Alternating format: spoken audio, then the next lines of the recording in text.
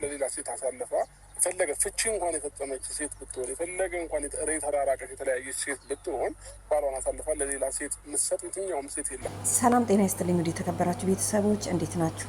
እኔ ያለው ይመስገን ቤተሰብ ማለት ነው። ዛሬ እንግዲህ በዳኒ በሩታና በአብርሽ በውዱ ባለቤቱ አብረን መተናል ማለት ነው። ቤተሰብ እንግዲህ መግቢያው ላይ እንደሰማችሁት ዳኒ ወደ ሩታ ጋራ ተቀይጧል ማለት ነው። ወደ እነ ሄርሜላ ማለት ነው። ከዚህ በፊት እንግዲህ ለሄርሜላ ጥብቅ የቆመ ነው። ምክንያቱም ሳይነቃበት ነው ማድረግ የፈለገው ዳኒ ማለት ነው መጀመሪያ። አሁን ግን በግልጽነት እንግዲህ ሩታ ሄርሜላን ለአብርሽ ልትድረው ነው ማለት ነው። አብርሽ በጣም እንግዲህ የገረመኝ ነገር ምንድን ያለው ትክክለኛ ነው። አብርሽ የተናገረው ነገር ምንም ውልብ ዝንፍ የለውም። ማንኛውም ሴት አይደለም የምትወደውን የምታፈቅረውን የልጇን አባት ለኔ በሆነልኝ እያለች የምትመኘውን ባሏን አይደለም ተጣልተው ራሱ ሄደው ተፋተው በጣም በኃይለኛው ማለት ነው የሌላ ሰው ሲሆን ትቀናለች። ምንም በተመለከተ ነው። አንቺ ባልሽን እንዴት ነው ለሌላ ሴት አሳልፈሽ የምትሰጪው ብሎ ጥያቄ ጠይቋታል ማለት ነው። ይሄ ትክክለኛ ጥያቄ ነው። አልተሳሳትክም አብርሽ። እንግዲህ አብርሽ በዚህን ሰዓት አሁንም ቢሆን ለምንድን ነው ለሄርሜላ የምታግዙ ከሆነ የምትወዷት ከሆነ ልደቷን እያከበረች ነው 100,000 ስለገባች እና ለምንድን ነው ያልመጣችሁትም ብሎ ጠይቋል ማለት ነው። አብርሽ ሲገኝ እንዴት ነው ሩታና ዳኒ ያልተገኙት? ከኋላ ነበርን ከፊት አልቆምንም እንጂ ለሰው መናገር አይጠበቅብንም፣ የምናደርገው በስውር ነው ብለው መልሰዋል ማለት ነው። እና ቤተሰባውን የሩታ ሀሳብ እንደወር ለሄርሜላ አግዛ አብርሽ አሳዝኗት እንዳይጎዳባት ከፍቅር ጋር ስለሆነ ወይም ደግሞ ሶስተኛ ሰው ጋር ስለሄደ ስሙ እንዳይጠፋ አስባ ነው ብላችሁ ታስባላችሁ? እኛ የማንም ይሁን ግን ይሄ ሀሳብ ትክክል ነው ብዬ አላስብም። ዳኒም ትንሽ ቆም በልና አስብ። ምክንያቱም ማናም ሴት አሳልፎ ስለማይሰጥ አንተንም እዛ ውስጥ ሊከቱክ ነው። ተጠንቀቅ፣ ጓደኛዬ ስለሆንክ ነው የሚል ሀሳብ ነው የሰጠው አብርሽ ማለት ነው። እና እኔም በዚህ አጋጣሚ አብርሽ ብትጠነቀቅ ጥሩ ነው። በፊት ከሄርሜላ ጎን ቆመ ነበርና እሱ ትክክል ሆኖ እያለ አሁን ደግሞ ሩታ እንዴት አገኘችክ ነው ጥያቄው። እንዴት ነው ማለት ነው። ለማንኛውም ቤተሰብ ጥሩ ነው። ሄርሜላ ዛሬ እንግዲህ ፏ ብትን ብላ ደስ ብሏት ምናምን ነገር አይተናል።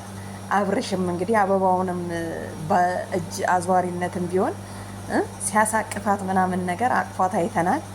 ብዙዎች በግድን ያቀፈችው እንጂ እሱ አልፈለጋትም የሚልም አሉ። እንግዲህ ቤተሰብ እንደ እውነት አብርሽ ፍቅርን ትቶ ሩታ ባለችው መንገድ የሄርሜላ ይሆናል ወይ ነው ጥያቄው። ምክንያቱም አብርሽ መጀመሪያ ሁለቱንም አልፈልግም ብሎ ጥሎ ከሄደ በኋላ ከፍቅር ጋር ከሆነ በኋላ አንተ ከፍቅር ጋር መሆንክ ደስ አላለንም። ምክንያቱም እኔ የማልወደውን ነገር ማድረግ የለብህም የሚል ጥያቄ ነው። እንግዲህ አብርሽ ደግሞ ሰዎችን ማስደሰት አልፈልግም፣ እኔ ከተመቸኝ፣ እኔ ከወደድኳት፣ እሷ ከወደደችኝ የእናንተ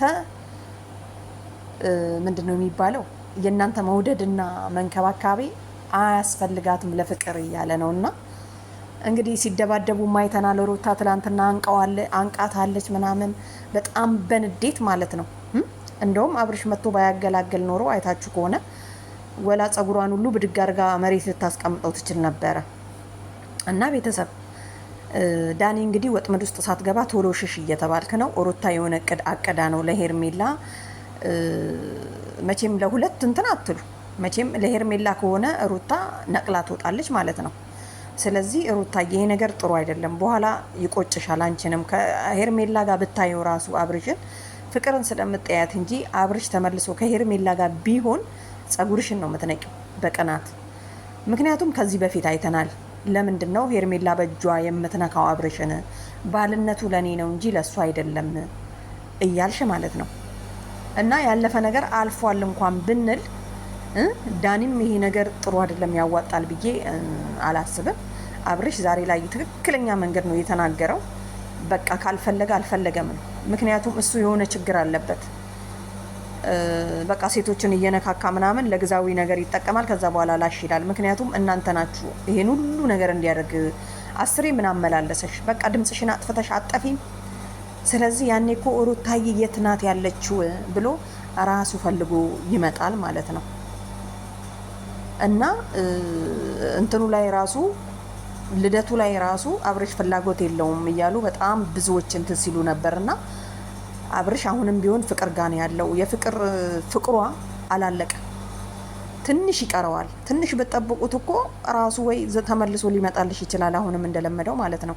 ስለዚህ አብርሽ አሁን ያለበት መንገድ ትክክል እንዳልሆነ ሁላችንም እናውቃለን። እናንተ ደግሞ በሴቶች ላይ ያላችሁ አመለካከት ሴቶቹ ራሳችሁ ትክክል አይደለም። ምክንያቱም ሴቶቹን እያስገመታችሁ እንዳለ እወቂ።